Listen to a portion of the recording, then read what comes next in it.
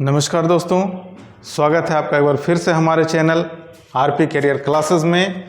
और मैं मनीष कुमार मिश्रा आपका हार्दिक अभिनंदन करता हूं। जैसा कि हम लोग जानते हैं कि हम लोग इस चैनल पर बातें करते हैं झारखंड पुलिस प्रतियोगिता परीक्षा की तैयारियों के बारे में। और मैं आपको बता चुका हूं कि इस प्रतियोगिता परीक्षा की जो सिलेबस है, जिसमें 10वीं कक्षा की हिंदी पाठ्य पुस्तक को पढ़ना अनिवार्य है और इसमें 50% क्वेश्चन जो हैं वो हिंदी से हैं। 50% जो बचे उसमें 25 जीके है और 25 मैथ्स। अब हमें इस पर ज़्यादा ध्यान देने की ज़रूरत है कि हमें 10वीं कक्षा की जो पाठ्य पुस्तक है उसमें व्याकरण और गद्यांश, तो हम लोग जैसा कि बातें कर रहे हैं झारखंड पुलिस प्रतियोगिता परीक्षा की तैयारियों के बारे में, तो मैं आज आपको लिए चलता हूं हिंदी पाठ्य पुस्तक के गद्य भाग में, जिस अध्याय का नाम है लखनवी अंदाज। आज हम लोग इस लखनवी अंदाज के बारे में बातें करेंगे, लखनऊ के नवाबों के बारे में बातें करेंगे, कैसे वो अपनी नवाबी दिखाते हैं, क्या उन्हें खो जाने का डर होता है, क्या पाने का उल्लास होता है। तो आइए हम लोग चलते हैं सवालों की ओर, देखते हैं किस तरह के सवालात हमारे इस चैप्टर से पूछे जा सकते हैं, किस तरह के इम्पोर्टेंट सवाल आ सकते हैं इस पाठ में। क्योंकि हमने जो पाठ्य पुस्तक में जो सवाल सॉल्व किए हैं उससे कुछ हट के हमारे सवाल आ सकते हैं, इसलिए इस पर थोड़ा सा ध्यान देने की ज़रूरत है। तो आइए चलिए सवालों की ओर। जैसा कि हमारा पहला सवाल है कि नवाब साहब को कनखियों से कौन देख रहा था। नवाब साहब जब ट्रेन के डब्बे में बैठे, उन्हें लगा कि वो वहाँ बिल्कुल सुरक्षित हैं, लेकिन तभी लेखक वहाँ पहुँचते हैं और लेखक भी उसी जगह जाकर बैठते हैं जहाँ नवाब साहब बैठे हुए थे। अब नवाब साहब की जो तैयारियां थीं, उनके जो मंसूबे थे वो थोड़ा टूट गया। उन्होंने नज़रें बचा के पूरे डब्बे को देखा, लेकिन उसमें उन्होंने पाया कि नवाब साहब को कोई व्यक्ति कनखियों से यानी छिप छिप के देख रहा है। वो व्यक्ति कौन था? वो व्यक्ति था खुद स्वयं लेखक, यानी लेखक ही जो थे, जो बच्चों नवाब साहब को चुपके चुपके देख रहे थे। इसलिए हमारा सही जवाब होगा लेखक। उनको देखने वाले लेखक ही थे। अगला सवाल है, लेखक ने सेकंड क्लास का टिकट किस लिए खरीदा था। अब बात आती है लेखक के बारे में। तो लेखक जो थे हैं, उन्होंने सेकंड क्लास का टिकट क्यों खरीदा? तो वो इसलिए कि जो नवाब लोग हैं वो तो फर्स्ट क्लास के डब्बे में जाएंगे, और जो निम्न वर्ग के लोग हैं वो थर्ड क्लास या के डब्बे में जाएंगे। तो सेकंड क्लास के डब्बे में भीड़ कम होगी, क्योंकि वहाँ मिडिल क्लास के लोग होंगे। तो भीड़ कम होगी तो वो वहाँ बैठकर, चूँकि वो लेखक थे, उनकी आदत थी कुछ कुछ सोचते रहना, कुछ लिखते रहना, कुछ कल्पना करना, तो उन्हें मदद मिल सकती थी वहाँ खाली खाली डब्बे में। इसलिए उन्होंने सेकंड क्लास का टिकट लिया था। यानी सही जवाब हमारा है कि एकांत में नई कहानी के संबंध में सोचने के लिए उन्होंने सेकंड क्लास के डब्बे का टिकट खरीदा था। वो चाहते थे कि वहाँ मैं कुछ अपने कहानी के लिए नए तथ्य ढूंढ सकता हूँ। तो सही जवाब हमारा है सी। अगला सवाल है, नवाब साहब ने खीरा की फांक का क्या किया। तो नवाब साहब सफ़र का आनंदित बनाने या सफ़र का वक्त को काटने के लिए, उसे के बोझ को कम करने के लिए उन्होंने खीरे लिए कि उसे थोड़ा थोड़ा खाते खाते सफ़र मेरा आसान हो जाएगा।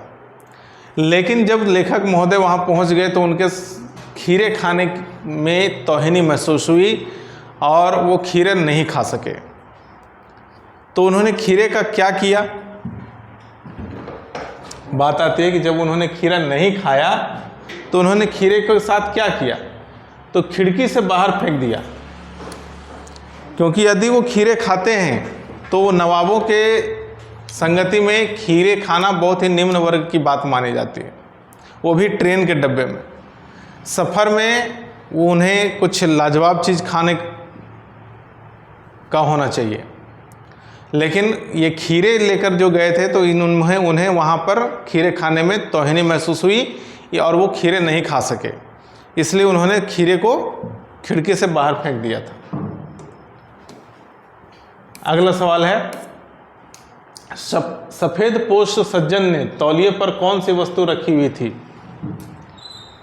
यहाँ ध्यान देंगे कि सफ़ेद पोश जो व्यक्ति थे नवाब साहब, तो उन्होंने तौलिए पर कौन सी वस्तु रखी थी? तो तौलिए पर उन्होंने खीरे रखे थे। बड़े इत्मीनान से उसे निकाला, छीला, काटा, मसाले लगाए, लेकिन खा नहीं सके, तो तौलिए पे उन्होंने खीरे रखे थे। सही जवाब है खीरे। अगला सवाल है, डिब्बे में लेखक के प्रवेश करते ही नवाब साहब की आंखों में कैसा भाव दिखा? जैसे ही लेखक डब्बे में प्रवेश करते हैं और नवाब साहब वहाँ पहले से बैठे हुए हैं, तो जैसे ही लेखक वहाँ पहुँचे तो नवाब साहब को कैसा महसूस हुआ? उन्होंने क्या महसूस किया? किस तरह की भावनाएं उनके अंदर आई? तो उन्हें असंतोष की भावना आई, क्योंकि जब उन्होंने लेखक महोदय को देखा तो उन्हें लगा कि उनके खीरे के आनंद लेने का जो कार्यकलाप है उसमें खलल पड़ेगी, इसलिए उन्हें असंतोष महसूस हुआ। अगला सवाल है, सफ़ेद पोश का अर्थ क्या है? जैसा कि मैंने अभी बात की कि सफ़ेद पोश व्यक्ति, तो सफ़ेद पोश मतलब क्या है? तो सफ़ेद पोश वो होते हैं, सफ़ेद का मतलब सफ़ेद हुआ और पोश मतलब पोशाक, यानी सफ़ेद पोशाक। तो सफ़ेद पोशाक कौन पहनते हैं? जो अपने आप को बिल्कुल साफ सुथरा मन वाले समझते हैं, यानी सज्जन भद्र पुरुष समझते हैं, वे लोग सफ़ेद पोश पहनते हैं, और सफ़ेद पोश का अर्थ भी भद्र पुरुष ही होता है। अगला सवाल है, लेखक की दृष्टि में खीरा किस वर्ग का प्रतीक है? यानी लेखक खीरे को किस वर्ग का मानते हैं? वो किस वर्ग के लोग उसे का आनंद ले सकते हैं, रसपान कर सकते हैं? तो उसे मामूली लोगों के वर्ग का समझा जाता है। खीरे को मामूली वर्ग के लोगों का समझा जाता है। अगला सवाल है, ट्रेन चल पड़ने की उतावली में फुकार रही थी। जो वाक्य हमारा है कि ट्रेन चल पड़ने की उतावली में फुकार रही थी, में लेखक ट्रेन की किस स्थिति की ओर संकेत कर रहे हैं? तो ट्रेन हम लोग देखे हैं कि जब ट्रेन चलने वाली होती है तो वो सीटी बजाती है, सीटी बजाती है कि अब मैं चलने वाली हूँ, जो भी पैसेंजर नीचे हैं वो अपना अपना स्थान ग्रहण कर लें, ताकि जब ट्रेन खुल जाएगी तो फिर वो रुकेगी नहीं। तो ये प्रतीक है कि ट्रेन बिजली से चलने वाली थी और वो चल देने के बाद रुकेगी नहीं और वो स्पीड गति पकड़ लेगी। तो इसलिए वैसी ट्रेन जब भी बिजली से चलने वाली ट्रेन जब चलने लगती है तो वो सीटी बजाती है। अगला सवाल हमारा है, नवाब साहब ने खीरे की फांकों को खिड़की के बाहर क्यों फेंक दिया था? अब बात आती है कि नवाब साहब ने खीरे खाए क्यों नहीं, उसे फेंका क्यों? तो जैसा कि मैंने बताया कि उन्हें खीरे खाने में तौहीनी महसूस हो रही थी, इसलिए उन्होंने खीरे बाहर फेंके। तो इसका सही जवाब होगा कि खानदानी रईसों का अंदाज दिखाने के लिए।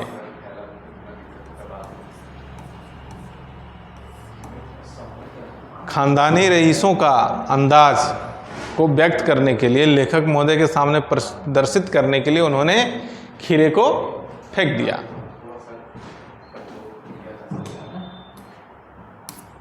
अगला सवाल है, लेखक ने खीरा खाने से क्यों इनकार कर दिया था? तो जब देखा नवाब साहब ने कि खीरे का रसपान में ये महोदय जो हमारे सामने बैठे हैं यह इसमें बाधा डालेंगे, तो क्यों न इन्हें भी प्रस्तुत किया जाए खीरे। अगर वो खीरे खा लेते हैं तो हमें भी खाने में कोई दिक्कत नहीं होगी। तो उन्होंने यही सोचकर लेखक के सामने खीरा पेश किया। उन्हें उससे इच्छा जताई कि आप क्या खीरा खाना पसंद करेंगे, लेकिन लेखक महोदय ने उसे इनकार कर दिया कि नहीं, मैं खीरे नहीं खाना चाहता। क्यों? तो ऐसा उन्होंने आत्मसम्मान की रक्षा के लिए किया, क्योंकि अगर वो खीरे खा लेते हैं लेखक महोदय तो उनकी भी तौहीनी होगी, इसलिए उन्होंने अपनी सम्मान की रक्षा के लिए खीरे खाने से इनकार कर दिया।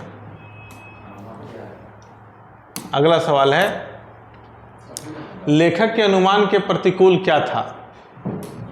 यानी लेखक क्या सोच के डब्बे में आए थे और डब्बे में आने के बाद उन्हें क्या उल्टा लगा। तो लेखक ये सोचकर डब्बे में आए थे कि सेकेंड क्लास के डब्बे में भीड़ भाड़ कम होगी, तो वहाँ पर बैठ के मैं अपनी कहानी के लिए कुछ सोच सकूँगा। लेकिन जब वो डब्बे में आए तो वहाँ उन्होंने देखा कि डब्बे में बहुत सारे लोग पहले से मौजूद थे, यानी डब्बा भरा हुआ था। यही उन्हें उल्टा दिखा।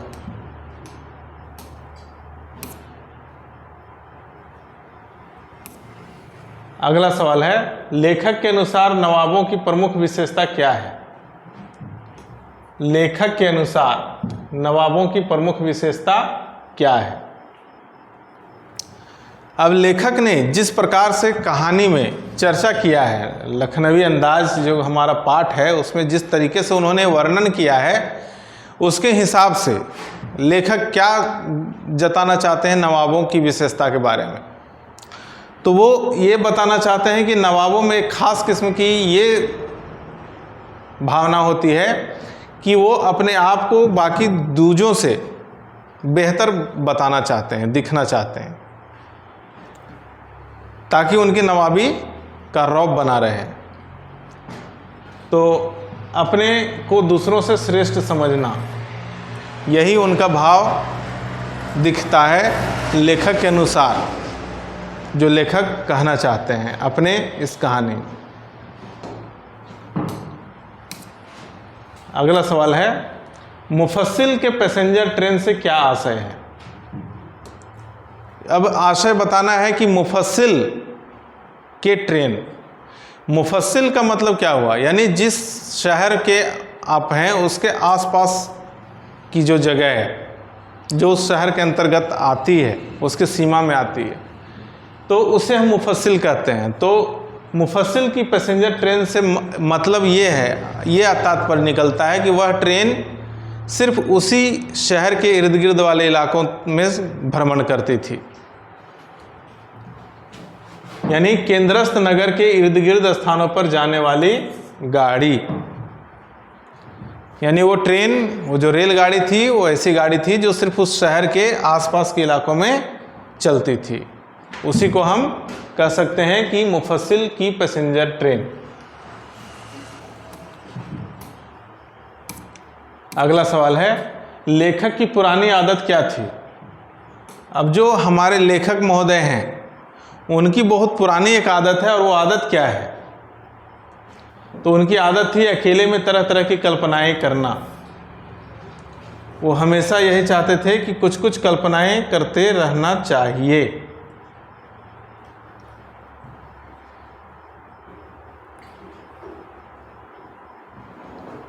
तो उनकी आदत थी कि वो कल्पनाएं अपनी कहानियों के लिए करते रहते थे।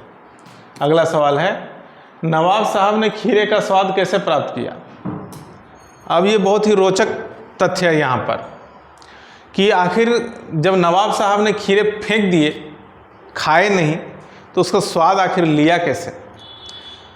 तो बंधु उन्होंने किया क्या कि खीरे को अच्छी तरह से छील लिया, उसे काटा, उस पर मसाले लगाए, उसे सजाया,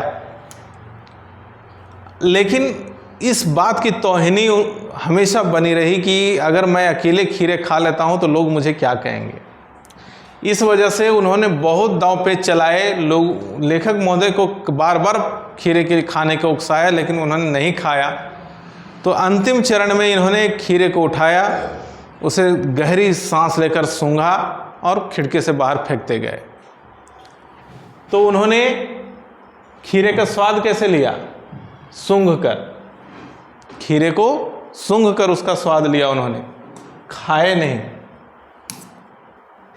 अगला सवाल है, नवाब साहब ने खिड़की के बाहर देखकर दीर्घ निश्वास क्यों लिया? अब बात यहां आती है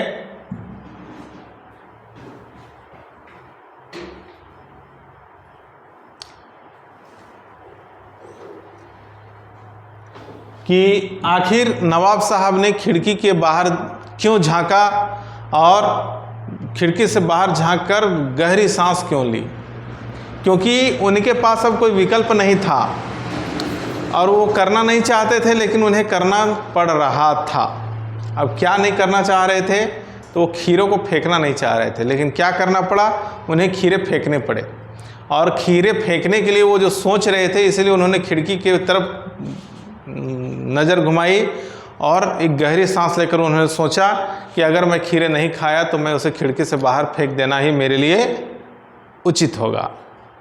तो वो दिखाने के लिए फाकों को खिड़की से बाहर फेंकना चाह रहे थे, इसलिए उन्होंने खिड़की के बाहर देखकर एक गहरी सांस ली।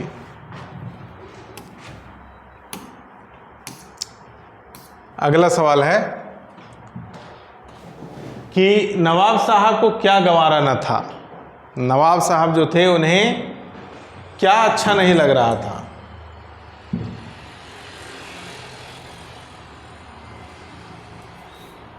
खीरे खाना नहीं, क्षमा चाहूँगा, उन्हें इस बात नवाब साहब को क्या गंवारा न था? मंझले दर्जे में यात्रा करते दिखना। उन्हें ये बात अच्छी नहीं लगती थी कि वो सेकंड क्लास के डब्बे में यात्रा करें और उन्हें कोई देख ले, इसलिए वो खाली सीट जहाँ थी वहीं जाके बैठे थे। लेकिन संजोग कि लेखक महोदय वहीं जाके बैठ गए और उनकी नज़र एक दूसरे से चार हो गई। ये चीज़ उन्हें अच्छा नहीं लग रहा था, उन्हें गंवारा नहीं था। अगला सवाल है, वार्तालाप की शुरुआत किसने की? बातचीत का दौर, लेखक महोदय और नवाब साहब के बीच जो बातचीत हुई, तो बातचीत की शुरुआत किसने की? लेखक ने या नवाब साहब ने? तो वार्तालाप की शुरुआत नवाब साहब ने शुरू की थी, क्योंकि वो खीरे खाना चाहते थे लेकिन खीरे खा नहीं पा रहे थे, इसलिए उनसे मुखातिब हुए थे। अगला सवाल है कि लखनऊ स्टेशन पर कौन खीरे के इस्तेमाल का तरीका जानते हैं? लखनऊ के रेलवे स्टेशन पर खीरे का सही इस्तेमाल करने का तरीका कौन जानता है? तो इसका जवाब है कि उस चीज़ को जानने वाला, वहाँ पर खीरे बेचने वाला जो व्यापारी होता है वो है। उसे पता है कि खीरे को कैसे उपयोग करना है, कहाँ और कब खाना है।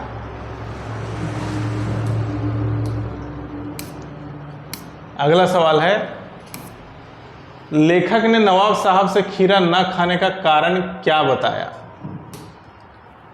यानी लेखक को जब खीरे प्रस्तुत किए गए कि आप खीरा खाना पसंद करेंगे, तो उन्होंने इनकार किया। क्यों? इसलिए कि उन्हें खीरा खाना पसंद नहीं था।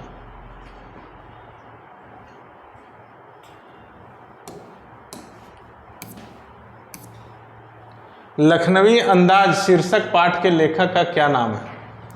अब जो लेखक हैं इस पाठ के, लखनवी अंदाज पाठ के जो लेखक हैं जिनके बारे में हमने कहानी में अभी बातचीत की, उनका नाम क्या था? उनका नाम था बंधु यशपाल।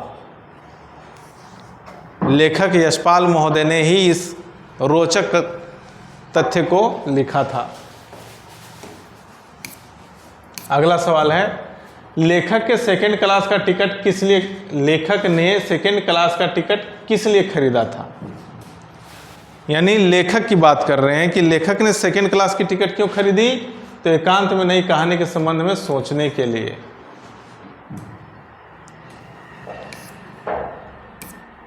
सफेद पोश का अर्थ क्या है? जैसा कि इन कुछ सवाल जो दोहराए जा रहे हैं, इस पे आप थोड़ा बेहद गौर करेंगे, क्योंकि कुछ महत्वपूर्ण सवाल भी होते हैं जिसे पे ज़्यादा फोकस करने की ज़रूरत है। तो सफ़ेद पोश का अर्थ होता है भद्र पुरुष।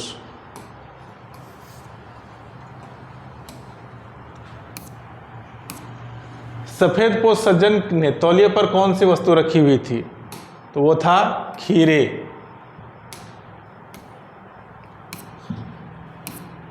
आंखें चुराना मुहावरे का अर्थ क्या है? अब हम कभी कभी किसी से आंखें चुराते हैं, ये एक मुहावरा है, लेकिन इसका अर्थ क्या होता है? वो कौन सी क्रिया है जिसे हम करते हैं जिसे आंखें चुराना कहा जाता है? तो नज़रें बचाना, यानी हम नज़रें बचाते हैं ताकि हमें महसूस होता है ताकि हम उस किसी से ऐसे बैठें ताकि अगले की नज़र मेरे पे ना पड़े। इसी को कहते हैं नज़रें बचाना, और मुहावरे में आंखें चुराना। लेखक की दृष्टि में खीरा किस वर्ग का प्रतीक है? तो हम लोग पढ़ चुके हैं कि वो मामूली वर्ग के लोगों के लिए होता है।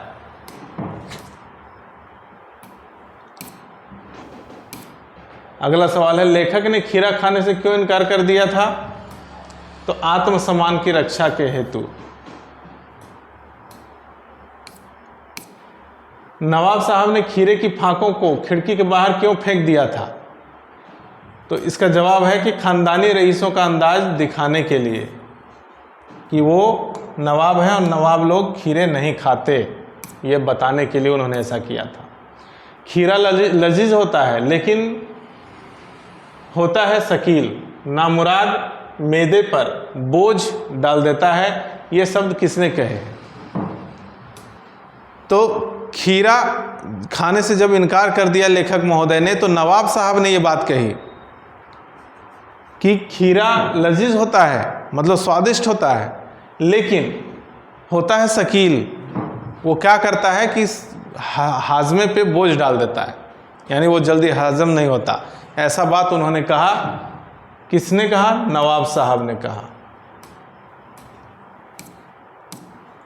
अगला सवाल है कि ज्ञान चक्षु खुलना का अर्थ क्या होता है?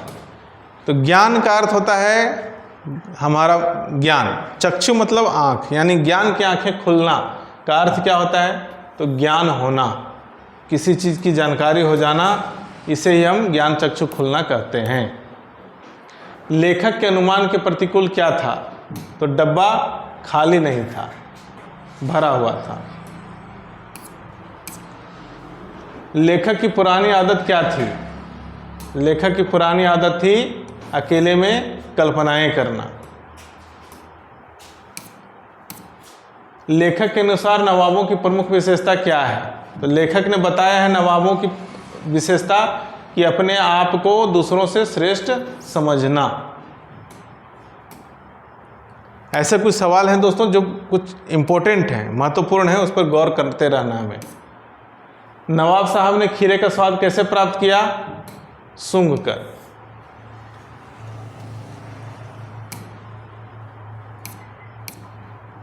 डिब्बे में लेखक के प्रवेश करते ही नवाब साहब की आंखों में कैसा भाव दिखा? जब लेखक महोदय डब्बे में आए तो नवाब साहब के चेहरे पे असंतोष के भाव दिखे। नवाब साहब ने खीरों की फांक का क्या किया? तो उन्होंने खीरों के फांकों को खिड़की के बाहर फेंक दिया, वो उन्हें खाए नहीं। नवाब साहब को कनखियों से कौन देख रहा था? तो नवाब साहब को कनखियों से देखने वाला व्यक्ति लेखक थे।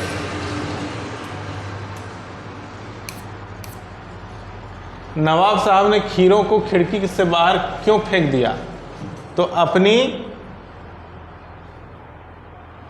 अमीरी दिखाने के लिए।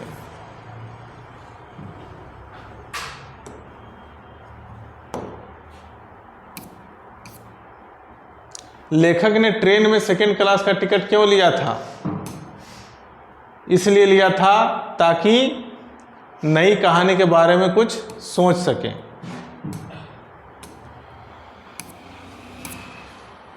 लेखक ने नवाब साहब से खीरा न खाने का कारण क्या बताया था? आखिर क्यों वो खीरा नहीं खाना चाह रहे थे, ऐसा इसके लिए क्या कहा उन्होंने? तो उन्होंने कहा कि उन्हें खीरा खाना पसंद नहीं है, इच्छा नहीं है, खीरे खाने की इच्छा उन्हें नहीं थी। नवाब साहब ने लेखक को क्या खाने का निमंत्रण दिया? नवाब साहब ने लेखक से क्या आग्रह किया खाने के लिए? वो चीज़ था खीरा।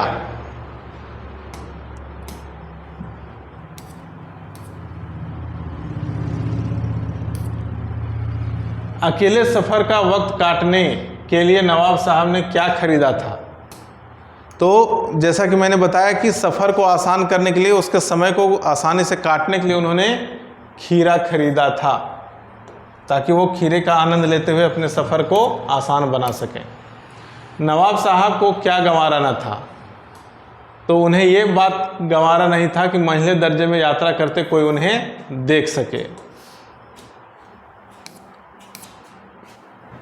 खाली बैठे कल्पना करते रहने की पुरानी आदत किसकी थी?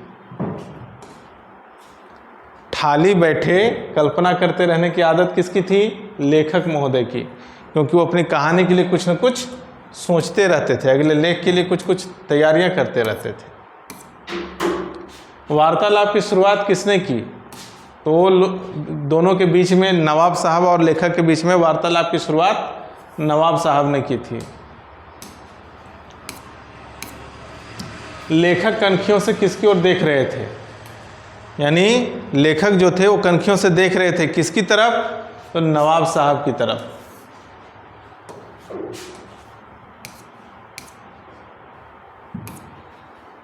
लखनऊ स्टेशन पर कौन खीरे के इस्तेमाल का तरीका जानते हैं? ये थे खीरे बेचने वाले, जो खीरे के तौर तरीकों को अच्छी तरह जानते हैं। नवाब साहब ने खीरे की तैयारी के बाद उसका क्या किया? नवाब साहब ने खीरे खाने की पूरी तैयारी कर ली और उसके बाद खीरों के साथ क्या किया? तो उसे खिड़की से बाहर फेंक दिया। तो इस तरह के सवाल थे हमारे इस पाठ के, लखनवी अंदाज, जिसे लेखक यशपाल ने बहुत हास्य तरीके से, बहुत ही सुंदर तरीके से हमारे बीच प्रस्तुत किया था उन्होंने। इस तरह के बहुत सारे पाठ अभी हमारे बाकी हैं, अध्याय हैं, जिसमें हमें ये देखना है कि जो तरह के सवाल हमारे पुस्तकों में दिए जाते हैं, सिलेबस में दिए जाते हैं, उससे हट के और किस तरीके का सवाल आपसे पूछे जा सकते हैं कहीं भी, उसके बारे में हम जानकारियाँ प्राप्त करते रहेंगे। और ऐसी जानकारियों के लिए आप हमारे साथ जुड़े रहिए, हमारे साथ बने रहिए। मैं आपको याद दिलाता चलूँ कि झारखंड पुलिस प्रतियोगिता परीक्षा की तैयारियों के लिए हमारे चैनल पर बहुत सारे प्रैक्टिस सेट उपलब्ध हैं, जिसे आप मात्र 299 रुपये में खरीद सकते हैं, और साथ में आप पा सकते हैं बहुत सारे मॉक टेस्ट पेपर भी। तो आने वाले उज्जवल भविष्य के लिए जुड़े रहिए, हमारे साथ बने रहिए। मैं फिर से नई वीडियो के साथ आपके सामने प्रस्तुत होऊंगा। तब तक के लिए धन्यवाद।